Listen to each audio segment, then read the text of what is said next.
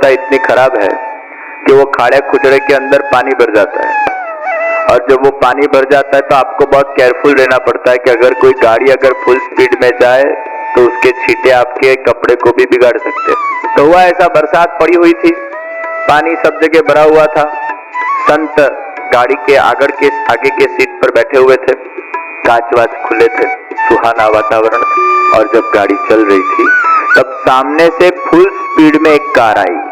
वो कार का पहिया वो खड्डे के अंदर गया, पानी उछला और संत के मुंह पे पड़ा। ड्राइवर ने ब्रेक मारी और संत को कहने लगा, अभी जाकर उस ड्राइवर को मैं मजा चखाता।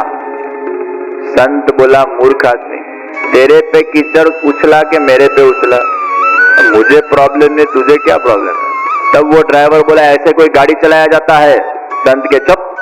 अरे ड्राइवर, तुझे पता है जब ये कीचड़ वाला पानी मेरे मुख के ऊपर पड़ा तब मुझे कौन सी अनुभूति हुई? कीचड़ वाला पानी मुंह पे पड़ो, उसमें क्या अनुभूति होता है?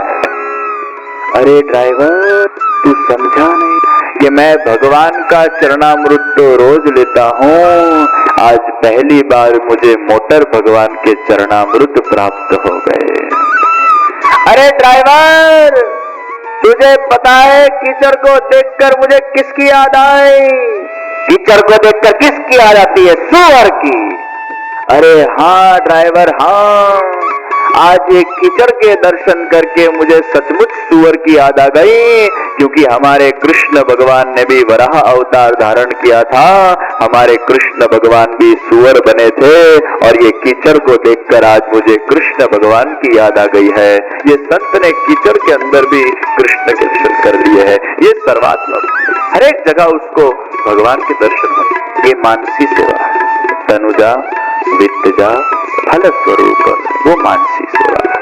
तो तनुजा सेवा के अंदर भी समर्पण चाहिए, वित्तजा सेवा के अंदर भी समर्पण चाहिए।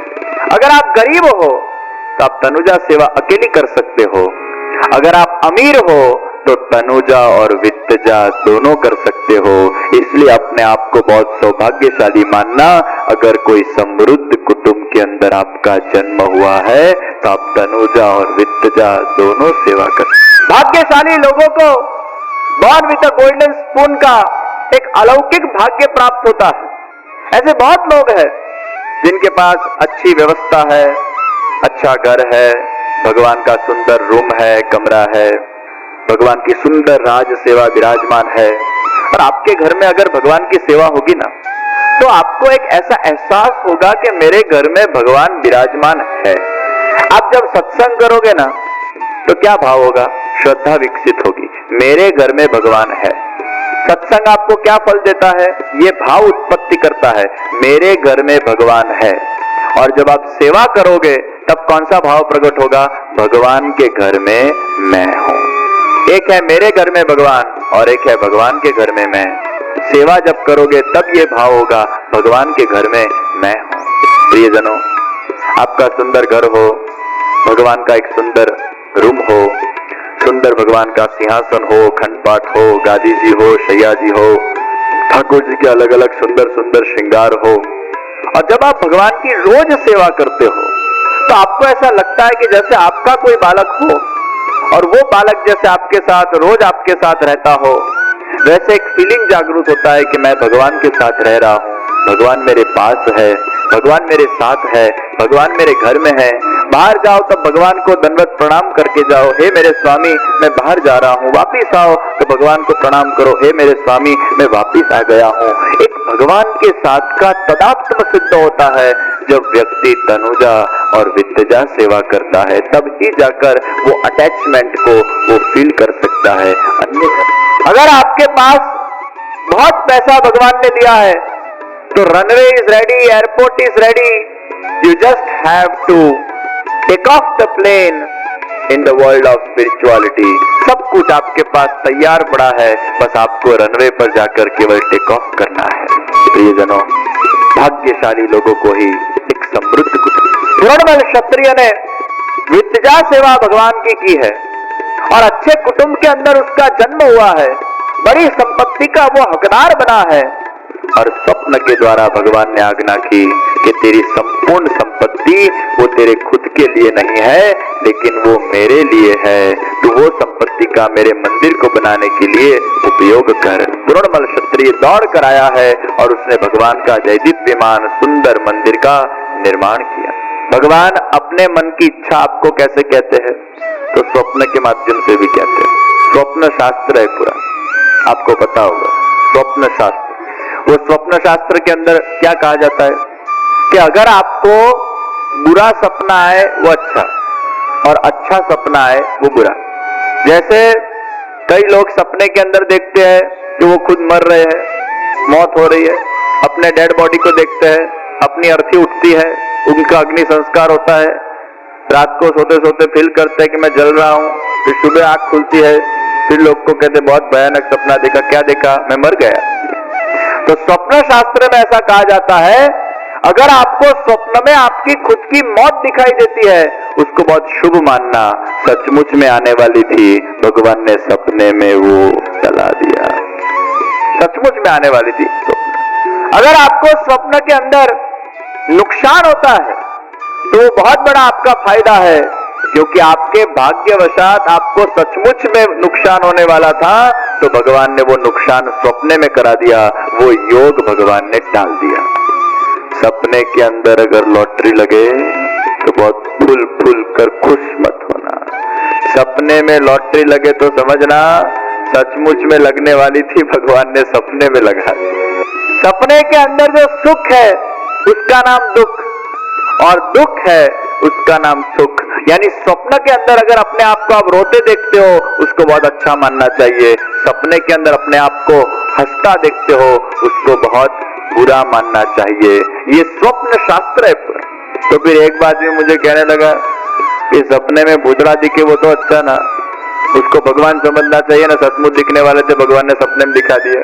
मैंने कहा मूर्ख आदमी, बदी जगह एक लाकड़ी है, थोड़ा सिद्धांत हकाता हो तारा। सपने में भूत प्रेत दिखना ये अच्छी बात नहीं है, उसको फिर अपोजिट मत कर देना कि सचमुच दिखने वाले थे सपने में दिखा दी भगवान। स्वप्न के अंदर भगवान के दर्शन होना ये बहुत उत्तम बात है। तो भगवान के दर्शन स्वप्न के अंदर होने ये बहुत बड़ी भगवान की कृपा है।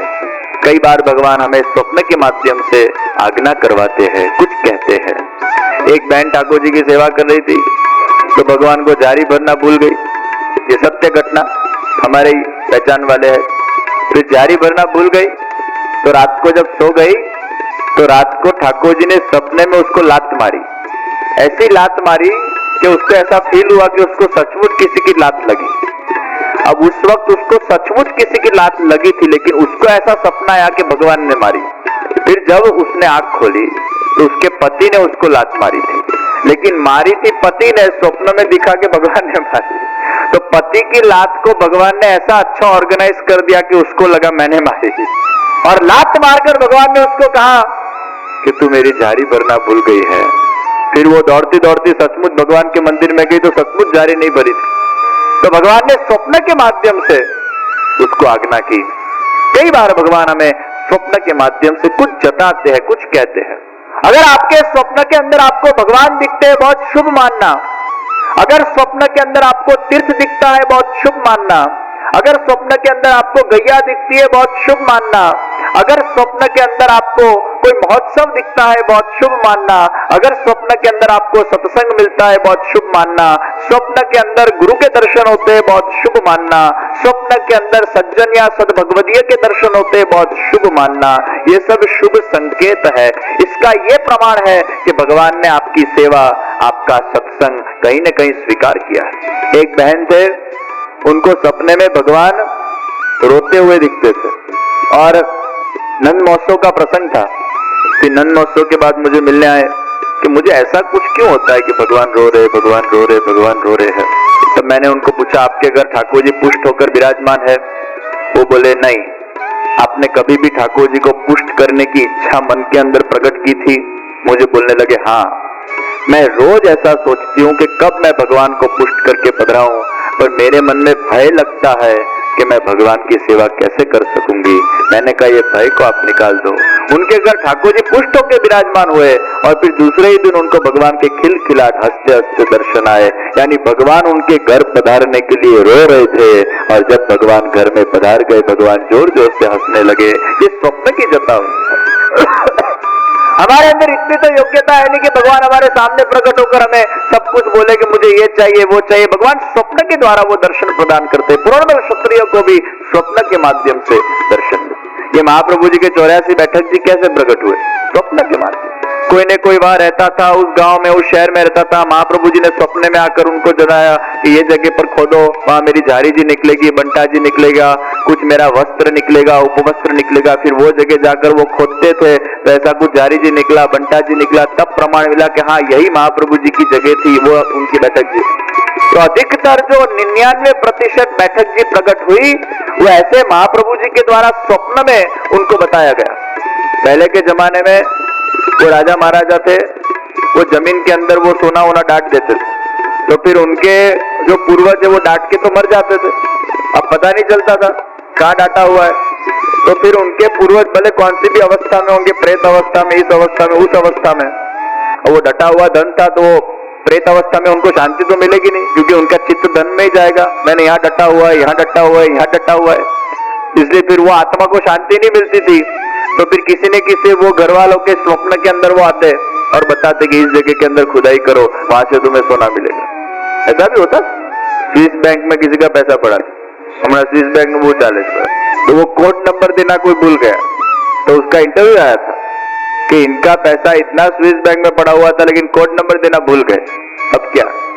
अब वो जो आदमी होगा जिसकी आत्मा होगी उसको शांति नहीं मिलेगी, क्योंकि आपका कोई भी जगह आपके अंदर अगर धन हो और अगर आपने वो किसी के साथ शेयर नहीं किया है और वो गुप्त रह गया, सीक्रेट रह गया और आप मर गए, तो उसकी आत्मा को कभी शांति नहीं मिलेगी, क्योंकि उसका चित्त वहीं के वहीं जाएगा। ये मेरा धन यहाँ है, यहाँ, अब मैं इसको कैसे बताऊं कि यहाँ है। इसलिए ऐसा कोई गुप्त धन गाड़ के रखा हो तो एटलीस्ट किसी न किसी एक आध घर वाले को बोलकर गाड़ना, अगर आत्मा की शांति चाहिए तो। नहीं तो मरने के बाद भी शांति मिलेगा। तो बात निकली ले कहू छू बैठा है मारे हूँ स्विस बैंक लेवा देवा हूँ तो અત્યારે काऊ बैंक में पड़ेलो प्रिय जनों। भगवान जब कृपा करते हैं तो स्वप्न में दर्शन देते हैं। पुराण क्षत्रिय को स्वप्न के माध्यम से दर्शन दिए और भगवान ने उसको निमित्त बनाकर अपना दैदीप्यमान मंदिर विराज के शिखर के ऊपर सिद्ध कराया। जब जब आपके मन के अंदर कोई भगवान का कार्य सिद्ध होता है, मनोरथ सिद्ध होता है, तब ये मानना मन रूपी रथ के अंदर भगवान विराजमान होकर आपको प्रेरणा दे रहे हैं। आपको कोई भी भगवान का कार्य करने की इच्छा हो, ये आपकी इच्छा नहीं है, ये भगवान आपके मन में विराजमान होकर ये इच्छा को पूरी करवा रहे हैं। प्रियजनों, शशिकांत भाई को इच्छा हुई कि श्रीनाथ चरित्र कथा का यहाँ बेंगलोर में आयोजन हो। फिर हमारे राठी जी वगैरह वगैरह यहाँ सब कार्यकर्ता, हमारे गोपी बेन, ये सब महिला साथ में जुड़ी। पर ये मन में इच्छा को प्रकट करने वाला कौन? ये उनके खुद की इच्छा से थोड़ा हुआ है, वो तो निमित्त बने। भगवान स्वयं अपनी इच्छा को कोई न कोई भक्त के हृदय में प्रकट करते हैं। फिर यहाँ मुख्य यजमान बने, तो नाम भूली जाऊँ से, प्रवीण भाई। हाँ, हमारे प्रवीण भाई, इनको इच्छा हुई कि ऐसे आयोजन के अंदर मैं मुख्य यजमान के रूप, ये इनकी इच्छा थोड़ा है, ये भगवान ने पहले से नक्की करके रखा होता है कि बैंगलोर में जब मेरी कथा होगी तब ये व्यक्ति निमित्त बनेगा, इतने कार्यकर्ता उसमें जुड़ेंगे, ये व्यक्ति उसका यजमान बनेगा। ये सब भगवान ने पहले से प्लान किया हुआ होता है। भगवान का कोई भी कार्य हमारी शक्ति से, हमारे सामर्थ्य से, हमारी इच्छा से वो कभी भी पूरा नहीं होता है। ये भगवान ही हमें निमित्त बनाते हैं, क्योंकि भगवान खुद तो